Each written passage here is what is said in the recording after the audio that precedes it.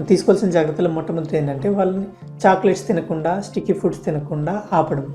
So అది మనం చేయలేని పని కాబట్టి వాళ్ళు చాక్లెట్స్ తిన్నా, స్టిక్కీ ఫుడ్ తిన్నా మనం చేయాల్సిన పని ఏంటంటే వాళ్ళకి ప్రాపర్ బ్రషింగ్ టెక్నిక్స్ అనేవి నేర్పించాలి.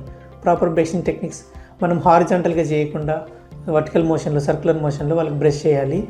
అండ్ ఏంటంటే వాళ్ళు ఎప్పుడు ఏం తిన్నా కానీ నోరు బాగా కడుక్కునేలాగా చేయాలి. మనం వాళ్ళు కడుక్కోలేకపోతే మనమే కడిగి వాళ్ళకి టీత్ పైన మనము ఫుడ్ లేకుండా చేయాలి. మార్నింగ్ అండ్ నైట్ మనకి డికే ఎక్కువ ఏంటంటే మనకి నైట్ టైము డికే అనేది ఎక్కువ అవుతుంటుంది అనమాట. డే టైంలో కంటే నైట్ టైంలో ఎక్కువ అవుతుంది. అందుకని మనం పడుకునే ముందు పిల్లలకి నీట్గా బ్రష్ చేసి టీత్ పైన ఫుడ్ ఉండకుండా చేస్తే మనకి పిల్లలలో క్యావిటీస్ రాకుండా మనం అనేది ప్రివెంట్ చేయొచ్చు.